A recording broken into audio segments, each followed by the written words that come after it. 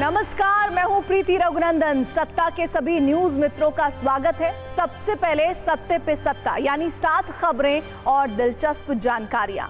आज पहले आपको बॉलीवुड एक्टर सलमान खान की ऐसी घड़ी दिखाएंगे जिसे देश के कुछ मौलाना और कट्टरपंथी भड़के हुए हैं और उन्हें शरीयत का गुनहगार बता रहे हैं। ये ऐसी घड़ी है जिसमें भगवान श्री राम है, भगवान हनुमान है और भव्य राम मंदिर है। फिर आपको बंगाल लेकर चलेंगे जहां बीजेपी के दावे से कुछ नई सियासी चिंगारियां निकली हैं। आरोप है कि जब ममता बनर्जी लंदन में थी उस वक्त बंगाल के मालदा में हिंदुओं पर सबसे बड़ा जुल्म हो रहा था। मंदिर तोड़े जा रहे थे, घर जलाए जा रहे थे। एक वीडियो कुंजी इस पर भी देखेगा। फिर कुछ ऐसे वीडियो जिससे पूरी दुनिया को हिला दिया गया है। म्यांमार में भूकंप से मौत का आंकड़ा 1000 को पार कर चुका है और कुछ डराने वाले नए वीडियोस भी आ गए हैं। बैंकॉक में जिन जगहों पर तबाही हुई थी वहां टीवी 9 की रिपोर्टर की टीम पहुंच चुकी है। एक बड़ी सियासी खबर भी है। कांग्रेस ने एटीएम से पैसे निकालने पर फीस बढ़ाए जाने को लेकर मोदी सरकार पर कटाक्ष किया है। कांग्रेस अध्यक्ष खड़गे का आरोप है कि केंद्र ने बैंकों को कलेक्शन एजेंट में बदल दिया है। वर्ष 2018 से 2024 के बीच बचत खातों और जनधन खातों में मिनिमम बैलेंस न रखने पर जनता से 43,500 करोड़ रुपए वसूले गए हैं। सत्ता में एक वीडियो रील उस संग्राम पर भी है जिसका केंद्र है तेजाजी महाराज। जयपुर में वीर तेजाजी मंदिर में मूर्ति तोड़ने के विरोध में लोगों ने जोरदार प्रदर्शन किया है। लेकिन इस विवाद की शुरुआत हुई कहां से और अभी हालात क्या हैं, ये भी देखेंगे। एक बड़ी खबर छत्तीसगढ़ से, जहां सुकमा में पुलिस के साथ हुए एनकाउंटर में 17 नक्सली मारे गए हैं, जो नक्सल मुक्त अभियान में एक बड़ी कामयाबी है। मारे गए नक्सलियों में 12 साल पहले 27 कांग्रेस लीडर्स के हत्याकांड में शामिल कमांडर भी हैं।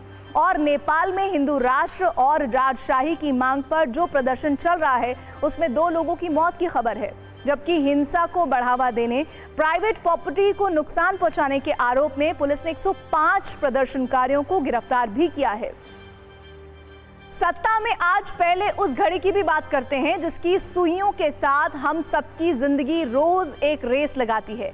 ये वो घड़ी है जो कभी धर्म देखकर समय नहीं बताती। इसे पहनने वाला हिंदू हो या मुसलमान, इसका वक्त एक जैसा ही रहता है। लेकिन अब इंसान इन घड़ियों में भी धर्म देखने लगा है। शायद आपको हमारी ये बात थोड़ी हैरान करे, पर इसे समझाने के लिए हम आपको बॉलीवुड के एक्टर सलमान खान की कुछ तस्वीरें दिखाते हैं जिसमें उनके हाथ में एक घड़ी दिख रही है। और इसी घड़ी को देखकर देश के कुछ मौलानाओं और कट्टरपंथियों में बेचैनी बढ़ गई है। और इसी घड़ी की सुई मौलानाओं को इतनी जोर से चुभी है कि वो अब सलमान खान को इस्लाम का गुनहगार बता रहे हैं। दरअसल सलमान खान ने सोशल मीडिया अकाउंट पर अपनी कुछ तस्वीरें पोस्ट की हैं जिसमें वो एक घड़ी पहने हुए हैं, लेकिन ये कोई आम घड़ी नहीं है। इस घड़ी में भगवान राम और भगवान हनुमान की तस्वीर है। अयोध्या के भव्य राम मंदिर का प्रतीक है। जय श्री राम भी लिखा है। तभी बजरंगी भाईजान की घड़ी देखकर मौलाना बहुत भड़के हुए हैं और इसे हराम बता रहे हैं। इसीलिए सवाल यह है कि सलमान ने प्रभु श्री राम वाली घड़ी पहनी तो मौलाना ब्रिगेड इतनी चिढ़ क्यों गई है। सलमान खान अगर राम मंदिर वाली घड़ी पहने दिखे तो ये इस्लाम का अपमान कैसे हो गया, क्योंकि इस घड़ी में बजरंगबली है, जय श्री राम लिखा है, भगवा पट्टा है, जिसे देखकर कट्टरपंथी बौखलाए हुए हैं। राम मंदिर वाली घड़ी पहनकर सलमान ने जो तस्वीर पोस्ट की है उसमें उन्होंने फिल्म सिकंदर का प्रमोशन किया है और फैंस से ईद पर थिएटर में मिलने की बात कही। लेकिन इस पर बड़ा क्लेश हो गया है, यानी ईद से पहले सलमान की कुछ तस्वीरों पर मजहबी जंग छिड़ी हुई है और इस पर कट्टरपंथी और बॉलीवुड के दबंग आमने सामने हैं। अब हम आपको उस मौलाना से मिलवाते हैं जिनका मन सलमान खान की घड़ी को देखकर खराब हो गया है, जिनका नाम है मौलाना शहाबुद्दीन रजवी बरेलवी। वैसे तो इस घड़ी की कीमत भी आपको हैरान कर देगी, लेकिन उससे ज़्यादा हैरान करने वाला मौलाना रजवी का बयान है, जिनके मुताबिक इस घड़ी के पहनने के बाद सलमान खान शरिया के मुजरिम है, क्योंकि राम मंदिर की घड़ी को पहनना इस्लाम में हराम है। इसलिए सलमान खान शरीयत की नज़र में गुनहगार हैं। इस्लाम गैर मुस्लिमों के प्रतीकों वाली घड़ी पहनने की इजाज़त नहीं देता है। इसलिए सलमान खान ने जो किया वो एक तरह का पाप है और उनसे अपील की है कि वो तुरंत राम मंदिर वाली इस घड़ी को उतार दें। वैसे देश में कुछ ऐसे मौलाना और मौलवी भी हैं जो शहाबुद्दीन रज़वी की भड़कीली तकरीरों से इत्तेफाक नहीं रखते और संतों ने भी उनके बयान का विरोध किया है। पहले इसी पर एक न्यूज़ रील देखते हैं। अरे नहीं चाहिए भाई हम लोग कोई कंट्रोवर्सी से।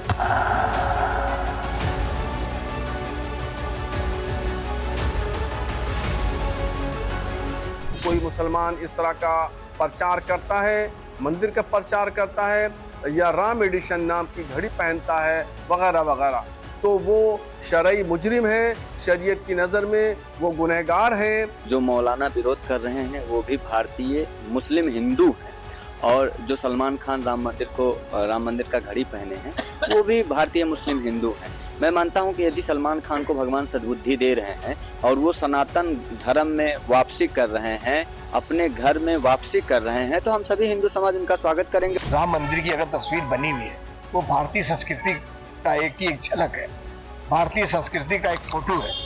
अगर वो बनी हुई है तो वो शख्स उसकी इबादत कर रहा है या वो घड़ी बांधे हुए है।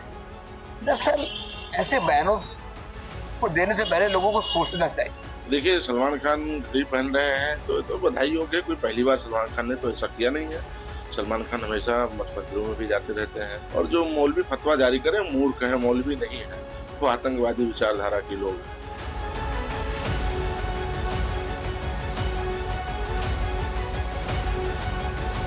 कि आपको अपनी फिल्म रिलीज करनी है तो उसकी क्या जरूरत है कि आप हिंदू बनकर सामने आए? ये कौन सी चीज का नाम वो है? आप फिल्म रिलीज कर रहे हैं लेकिन एक हिंदू बनकर आप रिलीज करेंगे तो आपका पूरा मोटिव ये है कि मेरी फिल्म कामयाब हो। इसके अलावा हिंदुओं से कोई दिलचस्पी नहीं है आपको, हिंदुओं से कोई हमदर्दी नहीं है आपको। सेकुलरिज्म का ढकोसला करते हैं लोग, क्योंकि इनको मुझे लगता है कि कोई फिल्म प्रमोट करनी है तो उसके लिए राम मंदिर की वॉच ले आए। ये सब अवसरवादी लोग हैं, चाहे ये फिल्म इंडस्ट्री के इस तरह के अभिनेता हों और या फिर इस तरह के जो मौलाना हो।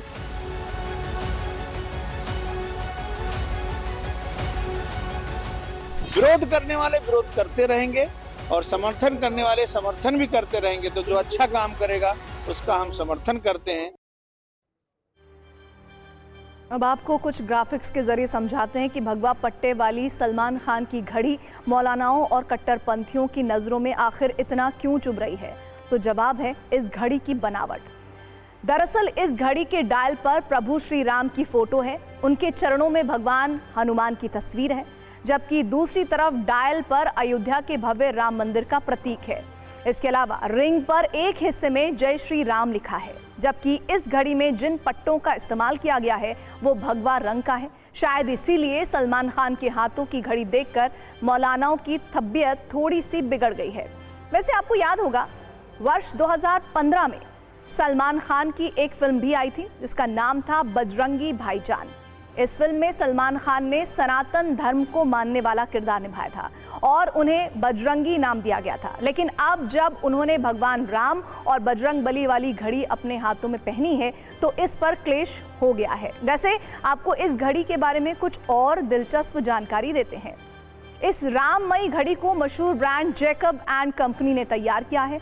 प्रभु श्री राम, भगवान हनुमान और राम मंदिर वाली इस घड़ी के 2 एडिशन है।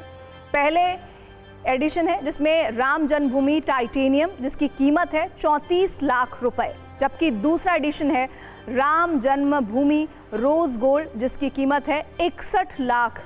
दावा है कि इसी घड़ी को सलमान खान ने पहना है जो उन्हें उनकी मां और उनकी बहन ने तोहफे में दी है।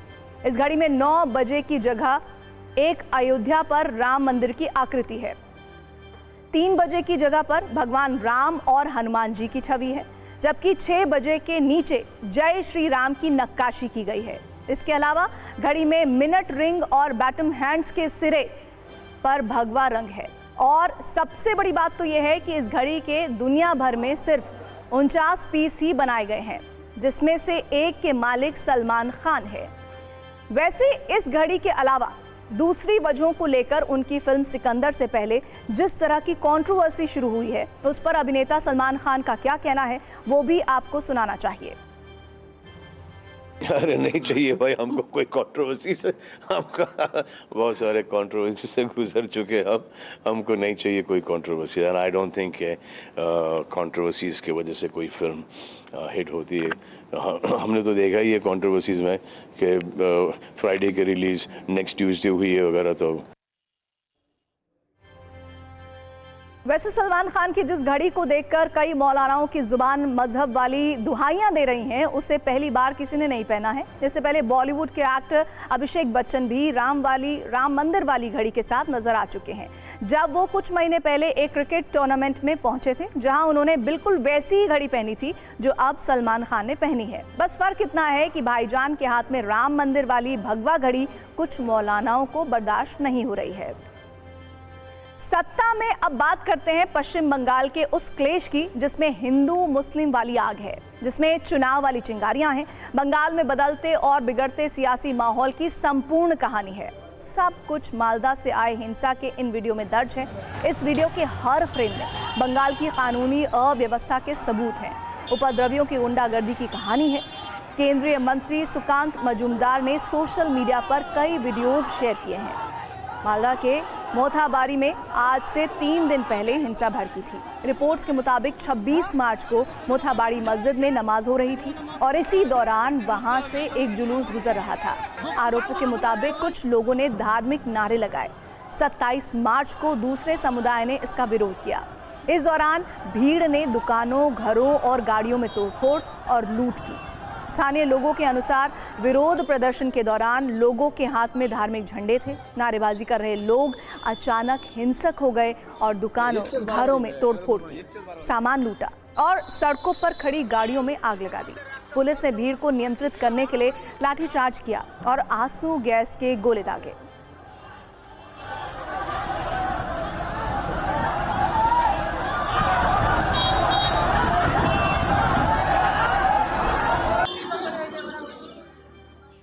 आप पूरे माहौल के समझिए, अब ये सब कुछ कब हुआ है? पूरा देश ईद और नवरात्र की तैयारियों में जुटा हुआ है। बंगाल में ईद और नवरात्रि को लेकर नए नए आदेशों वाला क्लेश हो रहा है। बीजेपी की ओर से ये कहा जा रहा है कि पश्चिम बंगाल की मुख्यमंत्री ममता बनर्जी लंदन के दौरे पर थीं और इधर मालदा में 2 गुटों में भिड़ंत हो गई थी। लंदन में ऑक्सफोर्ड यूनिवर्सिटी के केलॉग कॉलेज में ममता बनर्जी का विरोध कर रहे थे। यहाँ बंगाल में हिंसा हो रही थी, लोगों के घर जलाए जा रहे थे, दुकानें जलाई जा रही थी। लंदन में ममता बनर्जी से बंगाल में हिंदुओं पर हमले से जुड़े सवाल पूछे जा रहे थे। बीजेपी के आरोपों के अनुसार बंगाल के मालदा में हिंदुओं के घरों पर हमले हो रहे थे, इनकी दुकानें जलाई जा रही थी। मालदा में हिंसा और आग के 3 दिन जरूर हो गए हैं, लेकिन सियासी गलियारों में शोले अभी भी भड़के हैं और कल केंद्रीय मंत्री सुकांत मजूमदार मालदा जाएंगे। हिंसा के सभी वीडियो को देखेंगे, हिंसा प्रभावित लोगों से मिलेंगे। इस वक्त मालदा में क्या हालात हैं वो भी आपको बता दें। बीजेपी का कहना है कि हिंसा के बाद हिंदू दहशत में है। स्थानीय टीएमसी विधायक सबीना यास्मिन ने कहा है कि जल्द स्थिति सामान्य हो जाएगी। वहीं हिंसा के बाद मालदा में इंटरनेट सेवा बंद है। मालदा के मोथाबाड़ी में गली गली पुलिस वाले गश्त लगा रहे हैं। अब तक 34 लोग इस मामले में गिरफ्तार किए गए हैं।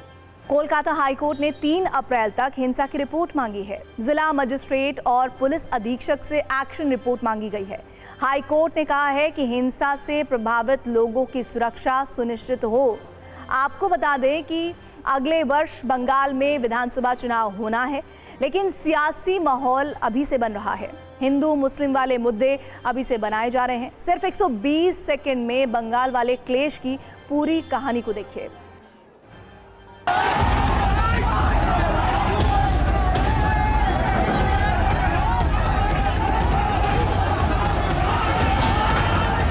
Situation is totally under control. We have around 6 complaints registered and around 34 people arrested for it. Rest of the process is also going on, where we are identifying the people who did it, and there have been incidents from both the sides, and accordingly we have taken action, and wherever we are getting information we are responding. Generally most of the calls are panic calls.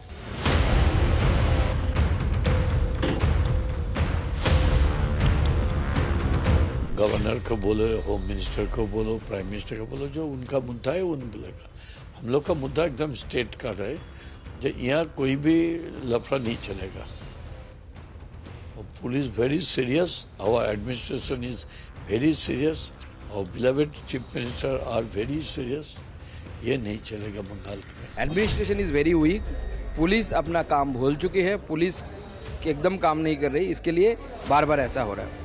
आपके समय में दंगा हो रहा है, इसलिए लोग सवाल पूछ रहे हैं। अब दंगा होने नहीं देंगे तो सवाल नहीं पूछेगा, तो लोग आपसे ही सीख कर आपके खिलाफ वही कर रहे हैं। भस्मासुर बनाया आपने लोगों को सिखाया कि अगर आपके साथ किसी का मत का यानी आपका ओपिनियन नहीं मिलता है तो उसको हैरास करो।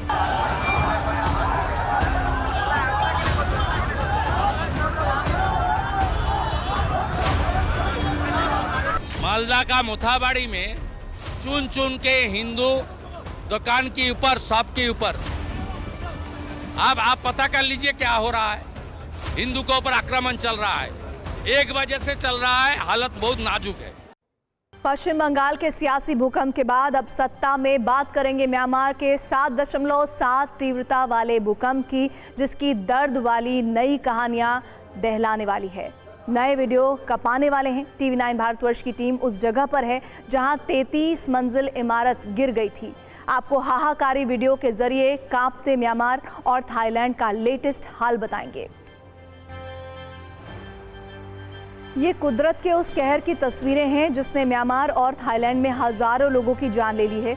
ये एक ऐसे भूकंप का मंजर है जिसकी तीव्रता 7.7 थी। इस भूकंप ने म्यांमार से बैंकॉक तक जो तबाही मचाई है उसकी तस्वीरें हिला देने वाली है। कुछ ही सेकंड में कई मंजिला इमारत ताश के पत्तों की तरह गिर गईं। म्यांमार में तो भूकंप ने मानो सब कुछ तबाह कर दिया। सड़कें, मकान, पुल, स्कूल सब मलबे में बदल चुके हैं, जिसकी गवाही है ये तस्वीरें। ड्रोन से ली गई इन तस्वीरों में मलबा ही मलबा है। कल तक जो बहुमंजिला इमारतें थीं वो आज मलबे का ढेर हैं। इसे देखकर आप ये अंदाज़ा लगा सकते हैं कि भूकंप का वो मंजर कितना डरावना रहा होगा।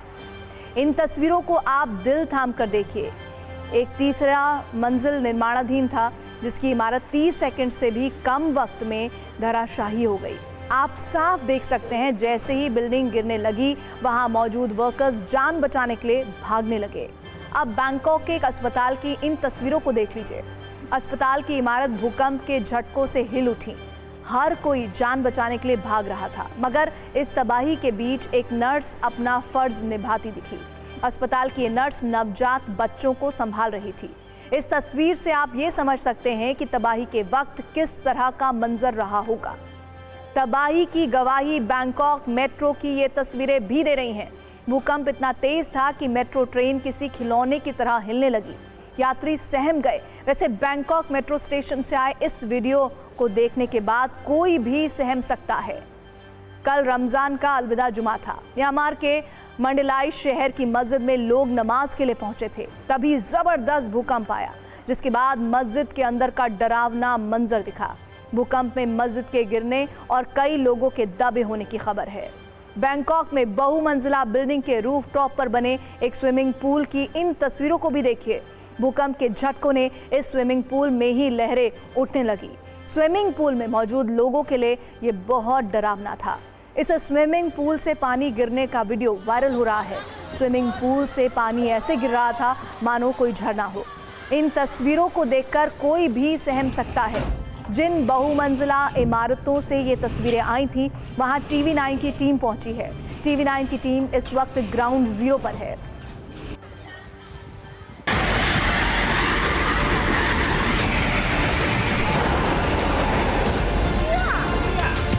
TV9 भारतवर्ष इस वक्त ग्राउंड जीरो पर यानी बैंकॉक में मौजूद है और आपने 2-3 तस्वीरें बैंकॉक से देखी होगी। एक वो बिल्डिंग जो गिरी है और उसका इंपैक्ट इतना था कि आसपास के कई किलोमीटर के एरिया में धूल और धुएं का गुबार घंटों तक रहा।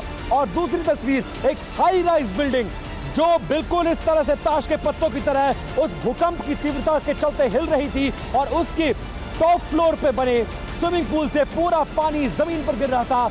हम अशोका इलाके के उसी अपार्टमेंट के ठीक बाहर खड़े हैं। लगभग ये 50 मंजिला इमारत है और इसके टॉप फ्लोर पे जो बाहर का निकला हुआ हिस्सा है उस हिस्से में स्विमिंग पूल बनाया गया है और वो स्विमिंग पूल यानी पूरी बिल्डिंग इस तरह से ऐसे लगभग 8 से 12 सेकंड तक हिलती रही। लोगों को समझ में ही नहीं आया ये हो क्या रहा है।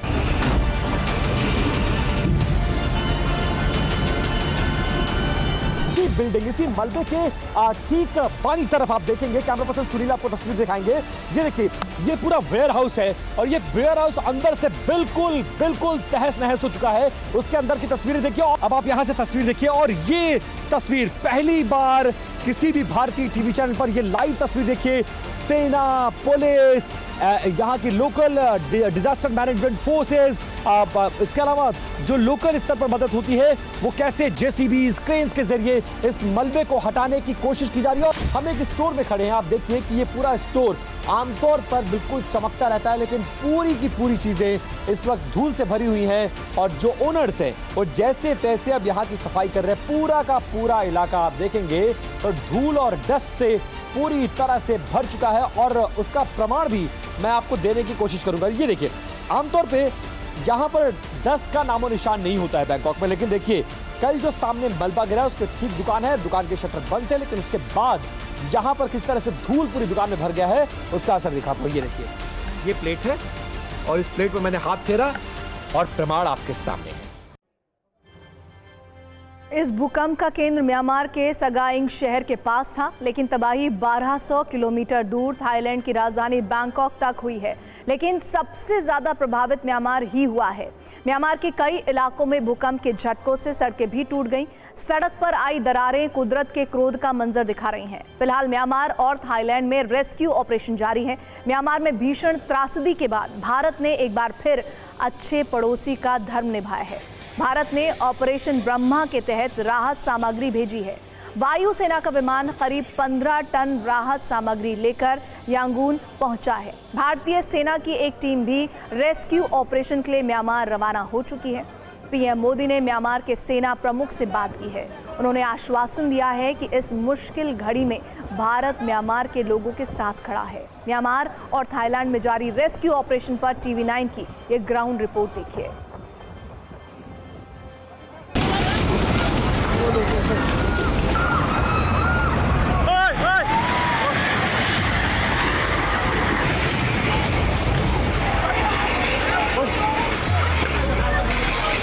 आपको उस जगह पर ले चलता हूं जहां पर यहीं से आप साफ तौर पर देख सकते हैं कि किस तरह से रेस्क्यू ऑपरेशन चल रहा है और थोड़ा सा आगे बढ़ के और तस्वीरें आपको दिखाने की कोशिश करूंगा। लेकिन लॉन्ग व्यू आप देखिए, जो बड़ी मशीनों का जिक्र मैं सुबह से कर रहा था उन मशीनों को अब अंदर लाया गया है और उन मशीनों के जरिए राहत और बचाव कार्य चल रहा है। अंदर की तस्वीर देख लीजिए, अंदर फायर ब्रिगेड की गाड़ी आपको नजर आएगी, जेसीबी मशीन्स नजर आएंगी, बड़ी बड़ी क्रेन नजर आएगी। थोड़ा सा आगे हट के बढ़ाइए और ये देखिए, इमरजेंसी सर्विसेज के लिए वो क्रेन्स हैं जो इस तरह के मौकों के लिए इस्तेमाल की जाती हैं और इस तरह के इक्विपमेंट्स के जरिए, इस तरह के बड़ी बड़ी मशीनों के जरिए मलबे से इंसानी जिंदगियों को ढूंढने की कोशिश। एक मशीन को बाहर कर दिया गया है और अब दूसरी मशीन को अंदर किया जाएगा। बड़ी संख्या में सुरक्षाकर्मी इस वक्त यहां पर तैनात हैं। म्यांमार में आज फिर 5.1 तीव्रता का भूकंप आया। भूकंप के लिहाज से म्यांमार बहुत संवेदनशील है। वहां भूकंप आने का लंबा इतिहास रहा है। वर्ष 1900 के बाद 7.0 या उससे ज़्यादा तीव्रता के 31 भूकंप म्यांमार में आए हैं। 4.0 से कम तीव्रता वाले भूकंप तो म्यांमार में हर साल 50 से 100 के बीच दर्ज किए जाते हैं, यानी हर महीने करीब 8 भूकंप आते हैं। 4 से 6 रिक्टर स्केल वाले भूकंप भी वर्ष भर में 10 से ज़्यादा बार रिकॉर्ड किए जाते हैं। 2025 में अब तक 6 से ज़्यादा तीव्रता से ज़्यादा के 2 भूकंप आ चुके हैं और इसकी वजह है टेक्टोनिक प्लेट्स, जो धरती के अंदर की गर्मी और दबाव की वजह से धीरे धीरे हिलती डुलती रहती हैं।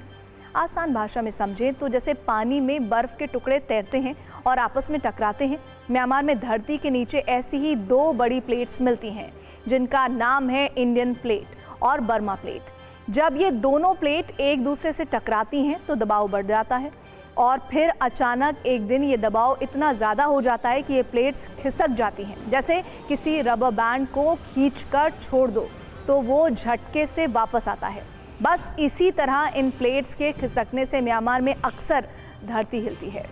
अब ऐसा ही इस बार भी हुआ है। सत्ता में अब बात करते हैं उस पुल की जिसकी चर्चा खूब हो रही है। जब भी किसी पुल का निर्माण होता है तो आपके मन में आमतौर पर क्या आता है? यही कि इस पुल को सरकार ने बनवाया होगा, पुल के निर्माण को लेकर आधिकारिक कॉन्ट्रैक्ट पास हुआ होगा, कानूनी मंजूरी मिली होगी, तब जाकर इसको इंजीनियर्स ने बनाया होगा। लेकिन बिहार वाले इस पुल के सच ने ऐसी सभी संभावनाओं और सवालों को खत्म कर दिया है। कैसे? समझिए। बिहार के पूर्णिया के इस पुल की सच्चाई ये है कि इसे न तो सरकार की ओर से बनवाया गया है, ना ही इंजीनियर्स ने इसे तैयार किया है, बल्कि इस पुल का निर्माण माफियाओं ने करवाया है। कारीकोसी नदी पर इस अवैध पुल का निर्माण किया गया है। बिना किसी कानूनी मंजूरी के ये पुल नदी के ऊपर तैयार है। इसका निर्माण इंजीनियर्स और अधिकारियों ने नहीं बल्कि माफियाओं ने करवाया है। सोचिए इनमें कितना करप्शन वाला कंक्रीट लगा होगा, भ्रष्टाचार वाली रेत का कितना इस्तेमाल हुआ होगा। आप सोच रहे होंगे कि आखिर बिहार के माफिया इतनी मेहनत क्यों कर रहे हैं, पुल बनाने पर पैसे क्यों खर्च कर रहे हैं। जो माफिया जिंदगी भर लोगों को लूटने का काम करते हैं, आखिर वो विकास के कार्य में क्यों जुटे हुए हैं? अगर आप एक मिनट के लिए भी सोच रहे हैं कि बिहार के पूर्णिया में इन माफियाओं का हृदय परिवर्तन हो रहा है तो आप गलत हैं। आप इसे पूर्णिया वाले इस पुल की पूरी सच्चाई से समझिए। माफियाओं ने ये पुल जमीन का रेट बढ़ाने के लिए बनाया है। मतलब ये कि माफियाओं के मन में विकास कार्य नहीं बल्कि वसूली वाला प्लान था। स्थानीय लोगों का कहना है कि इस पुल के उस तरफ माफियाओं को जमीन खरीदनी थी लेकिन रास्ता नहीं था, इसलिए बिना मंजूरी के अवैध पुल बना दिया ताकि वो सस्ते रेट पर जमीन खरीद कर महंगे दामों पर बेच सके। कहानी का निष्कर्ष यही है कि माफिया हर काम मुनाफे के लिए करते हैं, चाहे वो काम वैध हो या नहीं, वो काम कानूनी हो या नहीं। यहाँ भी यही हो रहा है। स्थानीय लोगों ने नगर निगम से शिकायत की है, जिसके बाद अब इस पुल पर बुलडोजर एक्शन की तैयारी हो रही है। नगर निगम के अधिकारी बुलडोजर लेकर पुल के पास आए भी थे, लेकिन विरोध के बाद उन्हें लौटना पड़ा। इस मामले में ना तो बड़े अधिकारी कुछ बोल रहे हैं और ना ही सरकार की तरफ कुछ कहा जा रहा है।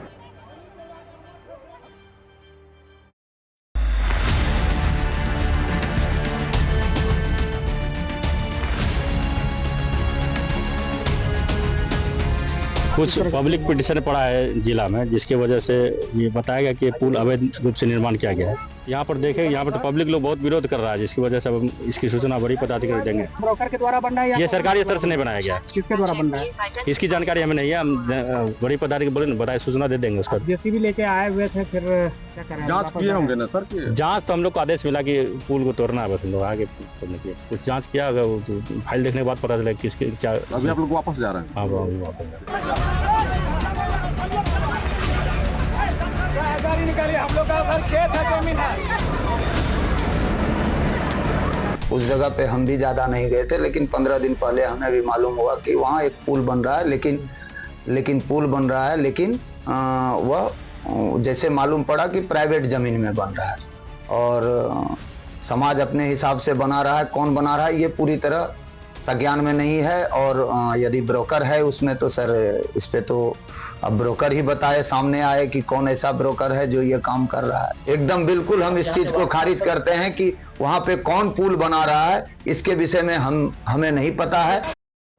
सत्ता में अब आपको हिंदू राष्ट्र पर पंडित धीरेन्द्र शास्त्री की फायर स्पीच का हिस्सा सुनाते हैं। TV9 के what India thinks today summit में पंडित धीरेन्द्र शास्त्री ने हिंदू राष्ट्र, सनातन, औरंगजेब की कब्र जैसे कई सुलगते सवालों पर बेबाक जवाब दिए।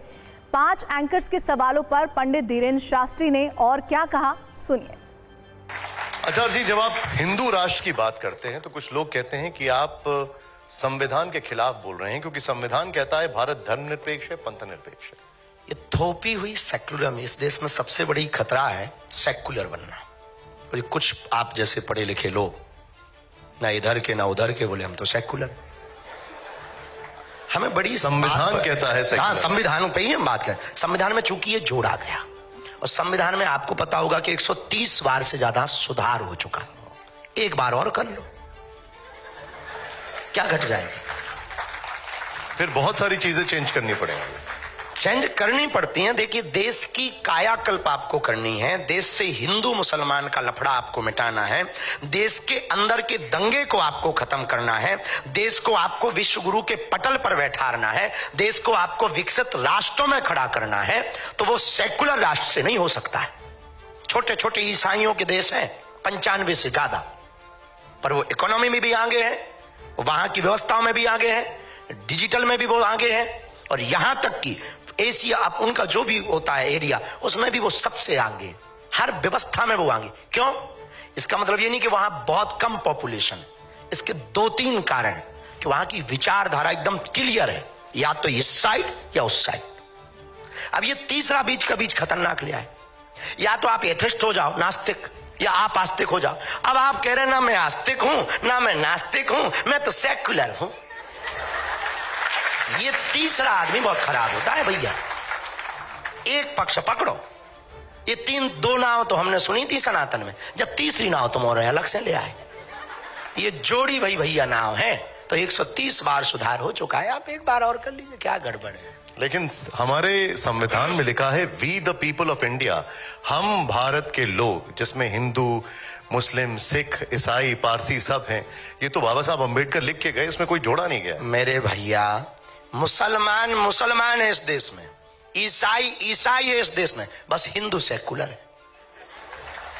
गजब का ज्ञान, सब भारतीय हैं। क्या गजब का आप लोगों का आचार्य जी, सब ढकोसला है। देखो तो सब भारतीय आचार्य जी, सब भारतीय। हम ये चाहते हैं कि ना आप मुसलमान रहो, ना आप ईसाई ना हो, ना हम हिंदू रहे, सब सनातनी हो जाए। अब तो नहीं है गड़बड़।